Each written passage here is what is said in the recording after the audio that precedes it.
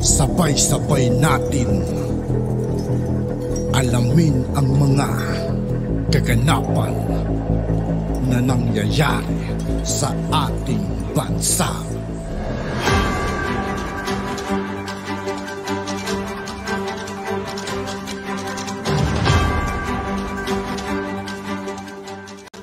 Yo, what's up mga kaibigan? This is I2K po again. Ngayon nandito ulit tayo sa channel ni Pinas News Insider. Dito ulit tayo magbibigay ng komento at reaction, kaya samahan niyo ako guys. Let's go! Ito ang balita ngayon. Viral at trending ngayon sa mundo ng social media. Ang di umano'y balitang good news! President Bongbong Marcos may planong magpatayo ng isang malaking mall upang matulungan ang mga maliliit na negosyante.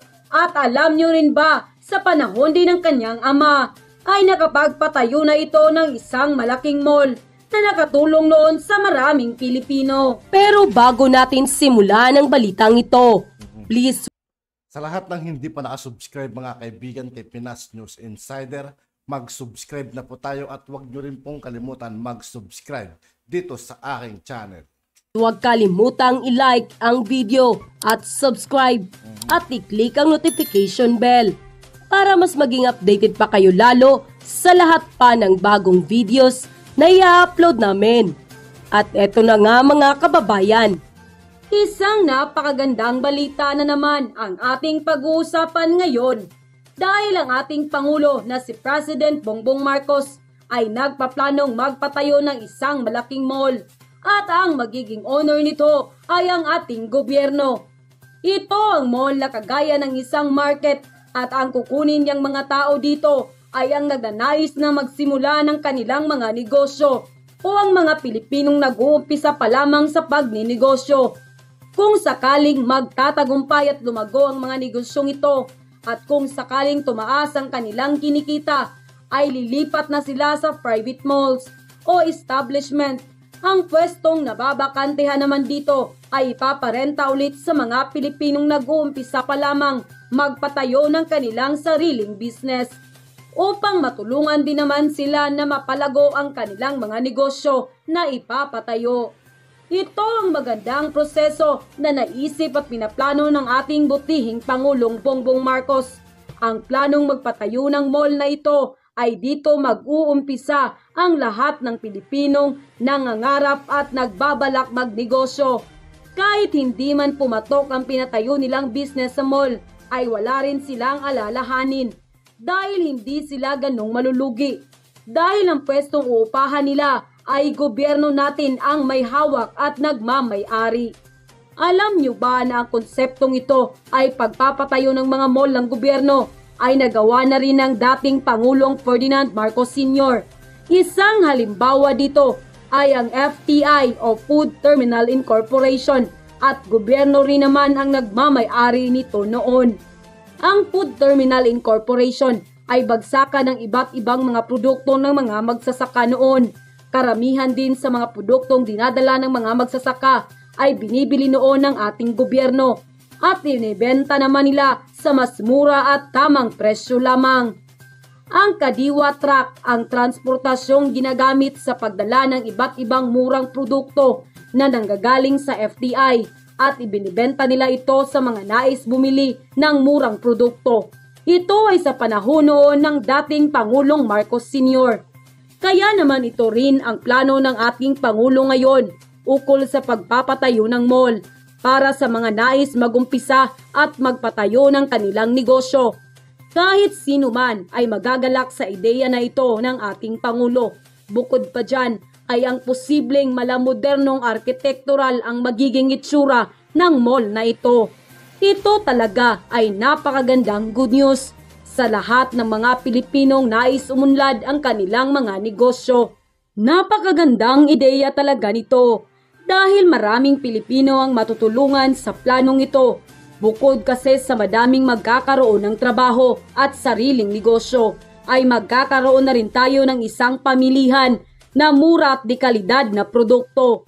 Likas talaga ang pagiging matulungin ng pamilyang Marcos at talagang ganun na lamang ang kanilang pagmamahal at pagmamalasakit sa mga Pilipinong nasa laylayan, lalong-lalo na sa ating mga magsasaka. Nang lumabas nga ang balitang ito, ay hindi naman mapigilan ng marami sa ating mga kababayan na magbigay ng kanilang hinaing at komento sa mundo ng social media. At ayon pa sa kanila, tama yan, matagal na yan sa panahon pa ni FEM. Kaya nga siya gusto mapatalsik ng mga oligarko kasi hindi sila makagalaw kung gusto nila ipataas ang presyo dahil mababa ang presyo ng galing sa kadiwa noon. At yung FTI, kapag doon ka bumibili, talagang napakamura. Talagang doon, kaya gusto talaga ng mga oligarko noon na mawala si FEM. Kaya nga tuwang-tuwa ang mga oligarko nang mawala si Apulacay dahil nagpakasasa talaga ang mga oligarko. Sana nga may patupad na rin ang Marcos Foundation para sa lahat ng lahing maharlikang Pilipino at para wala nang mahihirap pa. Wow, mabuhay ang Pilipinas! Iba talaga ang mga Marcos, kapakanan ng mga Pilipino ang iniisip. Mabuhay ka, President Bongbong Marcos! World-class malls for our farmers and sari-sari store owners all over the country to be established in every province might be possible under the PBBM admin. To God be the glory. Tama yung sinasabi ni Gov. Gwen. Totoo nga, it was history-making and you were part of that history, and for that, I will always be grateful for the rest of my life. Kaya naman, linuklok ninyo ako sa napakataas na posisyon. Kaya ginagawa naman natin lahat ay para naman tayo ay mas maginhawa ng konti ang mga buhay. Dahil alam naman natin, dumadaan pa rin tayo sa krisis, nagtataasan ang presyo ng lahat ng bilihin. Kaya naman ay binalikan namin ang dating project na Kadiwa. At sinimulan namin dito, ang nagsimula nito ay yung Kadiwa ng Pasko. Gumawa kami ng Kadiwa para nung Christmas season. Yun lamang, napuna namin, ay napaka-popular at gustong-gusto ng tao dahil nga naman may bilihin na mas mura kaysa sa makukuha sa labas. Ang sistema namin ginawa rito kung paano namin nagawa na mas mura ay dahil diretso galing na ito sa farmers. Halimbawa, yung mga agricultural produce, ay sila, diretso na silang pumupunta rito. Kung silang kailangan nilang magdala ng kanilang mga ipagbibili, ay tutulungan namin at hindi na kailangan magbayad ang ating mga farm. Kaya nakakamura tayo. Kaya nung habang tumagal ang panahon, tapos na yung Pasko, sabi ko, dapat naman siguro ipatuloy na natin. Kaya naging Kadiwa ng Pangulo na ngayon ay sinimulan natin dito sa Cebu.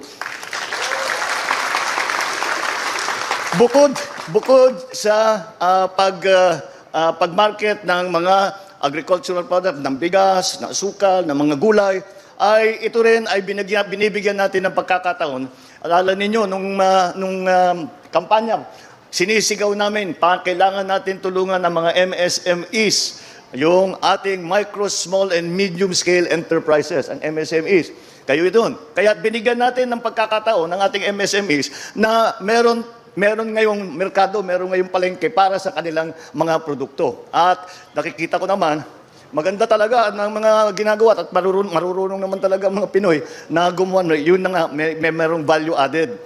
Doon hindi lamang yung produkto lamang, kung hindi ginagawa ng konting processing, ginagawa ng konting packaging para maganda namang tignan, madaling maibenta. Kaya naman nakikita ninyo, napakaganda at meron tayong hindi lamang para sa agricultural products kundi pati para sa mga produkto ng ating mga MSMEs. At I was very impressed nung nakita ko nung dinaanan ko yung ating mga MSMEs, yung ating mga nagtitinda rito ngayon. At napakaganda nga ng produkto nila. Ayaw ko lang nasira yung diet ko dun sa binibigyan ako ng danggit, binibigyan ako ng chicharon. Ang problema nito, kakainin ko lahat mamaya. Pero isasabay ko sa lechon na siguradong may handa mamaya. Ngunit, ito po ay ipapagpatuloy, hindi lamang po sa Cebu ito. Sa buong Pilipinas natin ginagawa. Nakailan na tayo? How many areas have we already? Mas marami, labis na sa 500 ang Kadiwa na aming ginagawa sa iba't ibang lugar sa Pilipinas. At ito naman ay para makapagbigay tayo ng pagkakataon na para sa ating mga consumer na makakita naman na affordable, yung medyo kaya ang presyuhan. Andito rin po ang ating Secretary of ng DOLE, ng Department of Labor and Employment. Nandito po siya dahil gagawa pa kami ng kadiwa para sa manggagawa. Dahil talagang nakatutok para sa ating mga manggagawa, para sila din ay magkaroon ng pagkakataon. Kaya yan ang binubuo natin. Kaya ito ay malaking pagsasama ito. Kasama, nandito si Secretary Fred Pascual ng DTI. Sila talaga ay aming kapartner dito. Siyempre, Department of Agriculture ay nandito rin. At kasama din dito sa ating programa na ito. At patuloy po aming gagawin ito. Patuloy namin gagawin, padadamihin natin, palalakihin natin, at pararamihin natin. Mas importante ay paramihin lalo na sa mga lugar na talagang hirap ang tao at hindi pa kaya ang mga presyuhan kung nasa palengke. Kaya ito na ang aming sagot doon sa nagiging krisis dito sa ating pagkain, sa ating pagtaas ng presyo. Ay ipagpatuloy po natin ito at para naman ang ating mga kababayan ay hindi na masyadong naghihirap at dahan-dahan mararamdaman tayo. Yung sinisigaw natin na sama-sama tayong babangon muli, kasama ito doon sa ating pagbangon. Maraming salamat sa inyo lahat. Magandang umaga sa inyo lahat and thank you to you all. At yun na nga At yun nga po mga kaibigan, dito po nagtatapos ang ating reaction video. Muli ako po si I2K ng Sundalo ng Dunggalo. Maraming salamat sa patuloy na pagsuporta. Yeah, peace out.